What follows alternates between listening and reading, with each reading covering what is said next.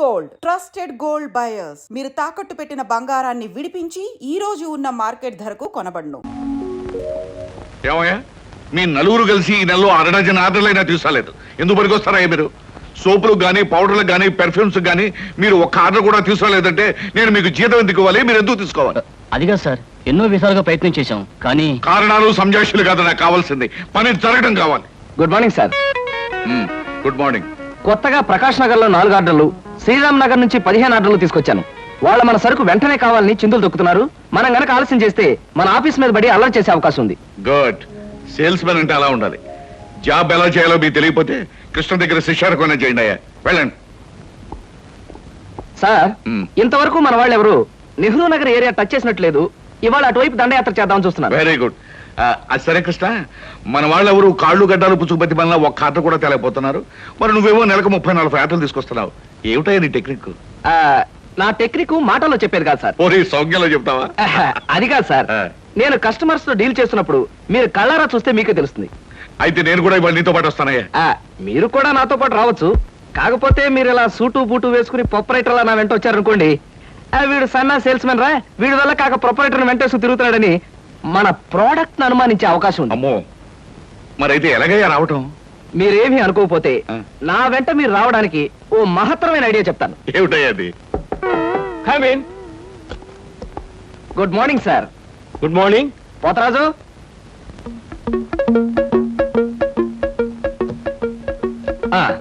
మీరు కొత్తగా పెట్టిన ఈ సూపర్ మార్కెట్ చూస్తుంటే నా మతి పోతుంది సార్.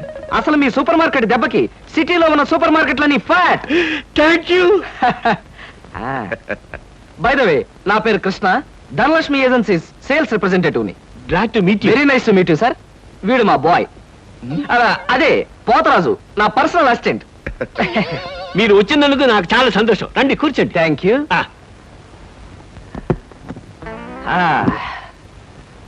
పోతరాజు, బాయ్స్ కూర్చోకూడదు కదా. అలాగే నిలబడతానులేండి.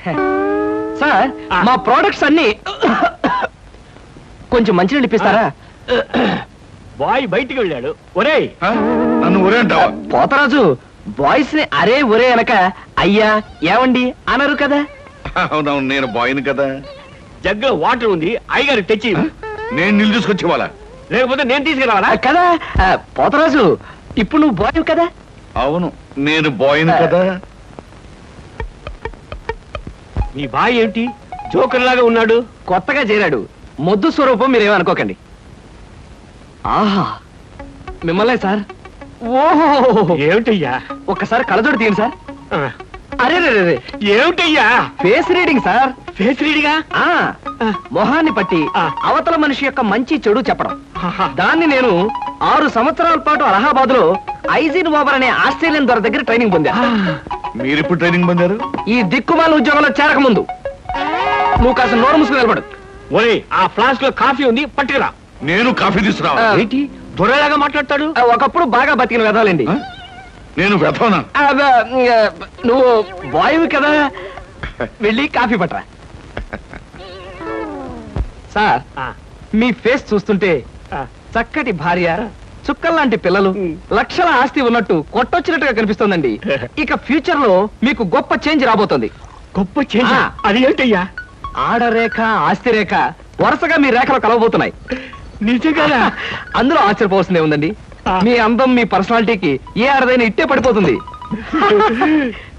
సిగ్గుపడకండి. కాకపోతే ఎంత తొందరలో పడబోతుందనే విషయం చెప్పాలంటే కొంచెం స్టడీ చేయాలి. ప్రస్తుతం నాకు టైం లేదు. మా సరుకు ఆర్డర్ తీసుకోవాలి కదండి, ఏదో పొట్టకుట్టు కోసం. పద పోతరాజు. మీ సరికి నేను ఆర్డర్ ఇస్తాను. ఏదో డీప్ గా స్టడీ చేయాలని చెప్పారే, చేయండి. కూర్చుండి కూర్చుండి. ముందా ఆర్డర్ సంగతి ఏదో మనం తేల్చేస్తే ఆ తర్వాత మీ ఫేస్ రీడింగ్ గురించి నేను తేల్చేస్తాను. ఆర్డర్ తీసుకోండి. ఇంకా ఏం కావాలి? ఓ ఫ్రూట్ సాలెడ్. ఫ్రూట్ సాలెడ్ వద్దులే, నేనే వెళ్ళి తీసుకొస్తాను. థ్యాంక్స్ రా.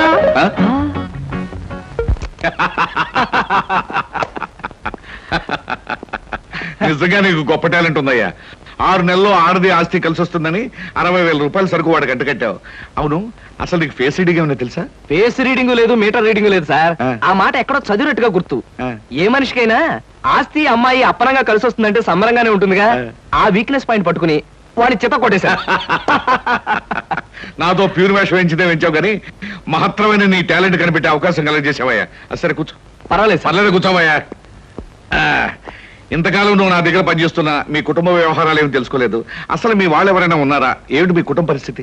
సాధారణంగా మా కుటుంబ విషయాలు చెప్పి ఎదుటి వారికి తలనొప్పి తెప్పించడం నాకు ఇష్టం లేదు. పోనీ తలనొప్పి తెప్పించకుండా క్లుప్తంగా చెప్పబోయా. అంత అభిమానంగా అడుగుతున్నారు కాబట్టి చెప్తున్నాను. నేను కాకుండా మా ఇంట్లో ఉన్న వ్యక్తులు ముగ్గురు. మా అమ్మ దైవభక్తి, ఎదుటి వాళ్ళ మీద అభిమానం, ఆప్యాయత కలిగిన దేవత లాంటి మనిషి. ఇకపోతే మా నాన్నగారు క్రితం జన్మలో తను త్యాగరాజు, తాన్సేన్ లాంటి గొప్ప సంగీత విద్వాంసుడని ఆయన ఉద్దేశం. తన రాగాలతో ప్రజలందరికీ రోగాలు తెప్పిస్తూ, తన ఆలాపంతో ప్రజలందరినీ హాహాకారాలు చేస్తుంటే పేటలో ఉన్న వాళ్ళందరూ గొంతు పిసిగేస్తామని వాళ్ళ నిర్ణయం తెలియజేశారు. దాంతో భయపడిపోయి ఆయన బాత్రూమ్ లోనే పాడుకోవడం హాబీగా పెట్టుకున్నారు. ఆ సుగుణమే కాకుండా పేకాట పిచ్చి కూడా ఉంది. పని పాట లేని వాళ్ళందరితో చేరి పేకాట్లో ఎప్పుడు ఓడిపోవడమే కాకుండా అప్పుడప్పుడు తన బట్టలు కూడా తాకట్టు పెట్టేస్తుంటారు.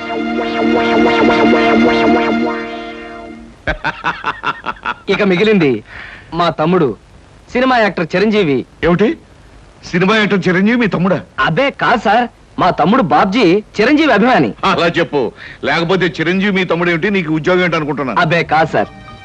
ఇక యథాశక్తి వాడు చదువు సంధ్యలు మానేసి సినిమా థియేటర్ల దగ్గర కటౌట్లకు దండలు వేయడం, చిరంజీవి సినిమా రిలీజ్ అయితే పిచ్చిగా రెచ్చిపోయి థియేటర్ దగ్గర గోల చేయడం ప్రస్తుతం వాడి జీవిత జయంగా పెట్టుకున్నాడండి. అది సార్ మా కుటుంబ పరిస్థితి. అంటే ఇంటెల్లబాదికి సంపాదించి పెట్టేవాడు నువ్వు ఒక్కడవేనన్నమాట.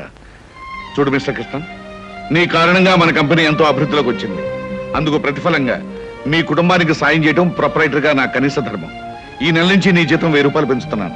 Okay? Thank you sir, thank you very much. ఆ విధముగా జూదమునందు అన్ని పోగొట్టుకున్న పాండవులు అరణ్యవాసములకు బయలుదేర్రి. ఆహా, ఏమి రాశాడయ్యా మహానుభావుడు. ఎవరు? వాల్మీకి మహాకవి. The law of diminishing returns states that the more you consume of a product, the more you పరీక్షలు కదన్నయ్యా, చదువుకుంటున్నాను. ఓహో, చదువు చదువు. అలాగే. అమ్మా అమ్మా. వస్తున్నాను బాబు. చేసేది సేల్స్ మెన్ ఉద్యోగం. నీడ పట్టున ఉండకుండా ఎండనక వాననక ఊరంతా తిరిగి అలసిపోయేస్తుంటావు. నీ కష్టం తలుచుకుంటే నాకెంతో బాధగా ఉందిరా కృష్ణ. కాఫీ తీసుకో బాబు. అమ్మా, నా కష్టంతో ఇంట్లో అందరి ఆకలి తీరి కుటుంబం అంతా ఆనందంగా ఉందని తలుచుకున్నప్పుడల్లా నాకు సంతోషంగాను సంతృప్తిగాను ఉంటుందమ్మా. అన్నట్టు ఇవాళ జీతం అందింది. ఇంటి ఖర్చులు ఏమిటో, ఎవరెవరికి ఎంతెంత ఇవ్వాలో లిస్టు రాసిస్తే. కృష్ణ, ఈ వయసులోనే సంపాదించే బాధ్యతను ఎత్తినేసుకున్నావు. కుటుంబాన్ని నడిపే బాధ్యత కూడా నీకెందుకురా? డబ్బు నాకు ఇస్తే ఖర్చులు మిగిలిన విషయాలన్నీ నేను చూసుకుంటాను. నీకివ్వడానికి నాకేమీ అభ్యంతరం లేదమ్మా. కాకపోతే ఈ కాస్త జీతంలోనూ అందరినీ మేనేజ్ చేయడం నీకు కష్టమేమోనని. ఒరేయ్, నేను అమ్మని, నాకు ఆ మాత్రం తెలీదు. అమ్మవు కాబట్టే అందరి మాటలకు కరిగిపోయి అడిగిన వాళ్ళందరికీ కాదలేక ఇచ్చేస్తావని. సర్లేరా. సరే సరే సరే, తీసుకో. నేను వెళ్ళి బట్టలు మార్చుకొస్తాను. బియ్యానికి 300. అమ్మా, నీకు విషయం చెప్పాలంటే ఏడుపు వస్తోందమ్మా. ఏడవలసిన అవసరమే వచ్చిందిరా బాబ్జీ. ఇంట్లో నాన్న సంగీతంతో హింసిస్తున్నాడని చదువుకోవడానికి బీచ్కి వెళ్ళాను. అక్కడ వాచ్ పోయిందమ్మా. ఎల్లుండి నుంచి పరీక్షలు. కనీసం చేతికి సెకండ్ హ్యాండ్ వాచ్ అయినా ఉండాలిగా. ఓ 100 రూపాయలు బొమ్మా. ఈసారైనా తగలేసుకోకుండా వాచి కొనుక్కో. అలాగే. ఇదిగో 100. అయినా వాచి బారేసుకోవడం ఏమిట్రా పిచ్చి వెధవ. ఇదిగో పార్వతి, ఇందాక వీధిలోంచి వస్తుంటేను కొందరు పెద్ద మనుషులు కనిపించి త్యాగరాజ ఉత్సవాల దగ్గరికి వస్తున్నాయి కదా, నా వంతు ఓ 500 రూపాయలు విరాళంగా ఏమని భైరవ రాగంలో బావురమన్నారే. 500? నేను ఇలాగే అన్నాను. మీరిస్తాను ఒప్పుకున్నారా? కుటుంబం బరువు బాధ్యతలు తెలిసిన వాడిని నేను ఎందుకు మాటిస్తానే. కావాలంటే 2 లేక 300 విరాళంగా ఇస్తాను. ఆ రోజు ఉచితంగా కచేరీ చేస్తానని మాటిచ్చాను. పైసా కూడా అడగం. మీ కచేరీ మాత్రం వద్దు బాబు అని దండం పెట్టుంటారు. అంతేనా? కమాతు రాగంలో కాళ్ళు చేతులు వెరక్కొడతాను. నా కచేరీ అంటే బొత్తిగా భక్తి శ్రద్ధలు లేవు. ఆఖరి మాటగా 200 రూపాయలు విరాళంగా ఇస్తాను అన్నానే. ఇవ్వకపోతే బాగుండదు, ఆ తర్వాత నీ ఇష్టం. చారాస్వామి నిన్ను ఆశీర్వదిస్తాడు. 3, 4, 5. అమ్మగారు పాలకు డబ్బులండి. అమ్మగారు పచారీ సామాన్ డబ్బులండి. అమ్మగారు నా జీతం అండి. అమ్మగారు పాలకు డబ్బులండి. అమ్మగారు పచారీ సామాన్ డబ్బులండి.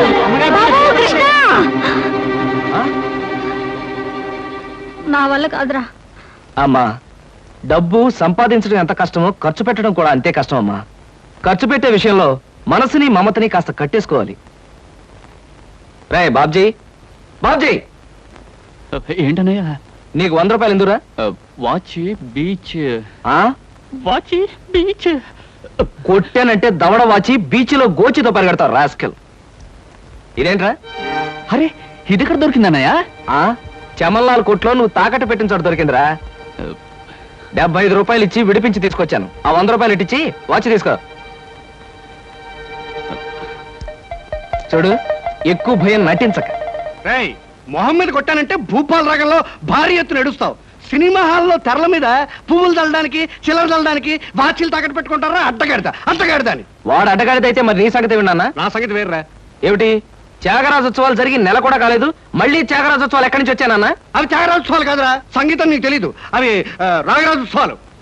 మాయ రాగరాజోత్సవాలు. సరే, పేకాట ఆడడానికి ఇంట్లో అబద్ధం చెప్పి డబ్బు తీసుకోవడానికి సిగ్గుపడాలన్నా. రేయ్, నువ్వు చెప్పుడు మాటలు నుంచి చెడిపోతున్నావురా. నేను ప్యాకెట్ ఆడుతున్నాను ఎవరు చెప్పారా నీకు? ఎవరు చెప్పారా? ఎవరు చెప్పారు? చెప్తా. చెప్పు. హ, పిచ్చివాడు. ఆ మూట ఏమిట్రా? ఈ మహానుభావుడు పేకాట్లో ఓడిపోయి బట్టలన్నీ తాకట్టు పెడితే విడిపించి తీసుకొచ్చాను. అవ్వా, ఓహో, అందుక ఇందాక పేపర్ అడ్డం పెట్టుకుని గదిలో పరిగెడుతున్నారు. ఏమండి? మొగుడు ఏమైనా అంటే కళ్ళు పోతాయే. ఇక నేను చెప్పాల్సింది ఏమీ లేదురా. ఇదిగో 200 రూపాయలు. 100 రూపాయలు ఇవ్వరా. పితృభక్తి లేదు. చూసావమ్మా, ఖర్చు పెట్టడంలో నీకు నాకు ఉన్న తేడా. నువ్వెంతో కష్టపడి తెచ్చి డబ్బు వెళ్ళిలా తగలేస్తారని నేను ఎలా అనుకుంటానురా. అన్నట్టు మర్చిపోయాను, ఇంటికెళ్ళావిడే అద్దె కోసం కబురు చేసింది. ఓహో, అదో సమస్య ఉంది కదూ. నేను వెళ్ళి తెలుసుకొస్తా. ఏమండి, టిఫిన్ రెడీ చేశాను, రండి తిందురు గాని. తినడం పడుకోవడం తప్ప ఏమీ చేత కాదు. రావయ్యారా, అద్దె డబ్బులు తీసుకొచ్చావా? ఆ పని మీద వచ్చానండి. కానీ టిఫిన్లు పెడుతూ ప్రొఫైల్లో నుంచున్న మిమ్మల్ని చూస్తుంటే అదేదో సినిమాలో రేఖలా అనిపించి అక్కడే నిలబడిపోయానండి. కొంచెం ఇటు తిరుగుతారా? అరే రే, కొద్దిగా అటు తిరుగుతారా? అయ్యో, నువ్వు మరీ చెబుతావయ్యా. నేను రేఖలా ఉండడం ఏమిటి? ఆ అమ్మాయి నాకన్నా కొంచెం సన్నం అనుకుంటాను. సన్నం కాబట్టే మీ అంత అందంగా కనిపించదండి. చూసారా, మీరు అలా నవ్వుతూ ఉంటే మీ బొగ్గ మీద సొట్టలు బాబీ సినిమాలో డింపుల్ కపాడేలా కనిపిస్తున్నారండి. ఆ పిల్ల నాకన్నా 1-2 సంవత్సరాలు చిన్నదనుకుంటాను. చిన్నది కాబట్టే మీ అంత మెచ్యూరిటీ ఆవిడలో లేదు. పొరపాటున మీరు పెళ్లి చేసుకున్న హౌస్ వైఫ్ గా సెటిల్ అయ్యారు గాని మీరు గనక సినిమాలో చేరినట్లయితే ఆ శ్రీదేవి జయప్రద మీ ముందు ఎందుకు పనికొస్తారండి? అదేమిటయ్యా నుంచోనే మాట్లాడతావు? కూర్చో, టిఫిన్ తిందు గాని. దాందే ఉందండి. అస్సలు మీ ఫిగరు కలరు కాలేజ్ అమ్మాయిలు కూడా ఉండదండి. నువ్వు మరీ పొగిడేస్తున్నావు బాబు. ఇంకో దోశ వేసుకో. టిఫిన్ గా నన్ను పిలిచి దోసేసుకొని అతను పెడతానండి. అబ్బా, నీకెప్పుడు తిండి పిచ్చే. ఇంటికి వచ్చిన గెస్ట్ కు పెట్టాలి కదా. గెస్ట్ కి పెట్టి నాకు అభ్యంతరం లేదు, కానీ నాకు కూడా తగలే. తినండి. బాబు, నీకు హార్లిక్స్ కావాలా, బోన్విటా కావాలా? ఉల్లాసానికి ఆనందానికి వాడండి హార్లిక్స్. అయితే అదే తీసుకొస్తాను. ఏమండి, 1 మినిట్. వెనక నుంచి మీ మూమెంట్స్ చూస్తూ ఉంటే ఆ మూమెంట్ ఎలా ఉంటుందో ముందు నాకు చెప్పు, నేను తర్వాత దానికి చెప్తాను. అదేమిటండి అలా విసుక్కుంటారు? ఆ అబ్బాయి ఏదో సరదాగా మాట్లాడుతుంటే. ఏమండి, ఆయన ఇప్పుడే ఇలా విసుకుంటున్నారు. ఇక నేను అద్దె డబ్బులు ఇవ్వలేనన్నా అనుకోండి, ఇంకెంత విసుకుంటారో. ఆయన విసుకోకుండా నేను చూసుకుంటానుగా. అతికాదే. మీరు ఊరుకోండి. చూడు బాబు, అద్దె ఈ నెలలో ఇవ్వలేకపోయినా వచ్చే నెలలో ఇద్దు గాని. థ్యాంక్స్ అండి. టిఫిన్ తిను. ఏమయ్యా, నా తిండి తింటూ నాతో అబద్ధం చెప్పకూడదు. నిజం చెప్పు, మా ఆవిడ శ్రీదేవిలాగా జయప్రదలా ఉందే? మీరు అడిగారు కాబట్టి నిజం చెప్తున్నానండి. మీరు మాత్రం ఈ పక్క నుంచి చూస్తే శత్రుఘ్న సిన్హా ఉన్నారు. హైట్ విషయంలో కొంచెం తగ్గారు కాబట్టి రిషి కపూర్ గారి, పెరుగున్నట్టయితే అమితాబ్ బచ్చనే. అసలు మీ పర్సనాలిటీకి ఈవిడ్ని ఎలా పెళ్లి చేసుకున్నారండి? ఏమిటోనయ్యా, నా తలరాత నా కర్మ. నిజానికి అదృష్టం బాగుంటే ఈ రేఖలో శ్రీదేవిలో చేసుకోవాల్సిన వాళ్ళే కదా. ఫ్యూచర్ లో చేసుకోవచ్చేమో. Anyway, best of luck. ఈ దశ కూడా వేసుకో. Thank you. ఏం మొహాట పడకు, పళ్ళు కూడా ఉన్నాయి. అలాగే. ఏరా, మళ్ళీ అబద్ధాలు చెప్పి ఆ దంపతులిద్దరిని మోసం చేసి అద్దె బకాయి వేశావు ఏ? అమ్మా, జీవితంలో బ్రతకాలంటే మాటలైనా ఉండాలి, నోట్లైనా ఉండాలి. అసలు నీకు ఇంకో విషయం చెప్పనా? బారసాల నాడు నాకు రామకృష్ణ అని పేరు పెట్టి రామాని పిలవడం మానేసి కృష్ణాని ఎందుకు పిలుస్తున్నావే? అందుకేనేమో అబద్ధాలు చెప్పడం జీవితానికి తప్పనిసరి అయిపోయింది. ఉద్యోగంలోనూ అబద్ధాలు చెప్తున్నాను, ఇల్లు గడవడానికి అబద్ధాలు చెప్తున్నాను. కానీ ఈ అబద్ధాలు చెప్తున్నందుకు నేనేం బాధపడటం లేదమ్మా. ఎందుకంటే నేను అబద్ధాలు చెప్తుంది నా కోసం కాదు, నా కన్న వాళ్ళ కోసం, నాకున్న వాళ్ళ కోసం, అంతే. ఒరే రామకృష్ణ, కృష్ణుళ్ళ నువ్వు అల్లరి చేసి అబద్ధాలు చెప్పినా నీకు రాముళ్లాంటి మంచి మనసుంది అది చాలరా మాకు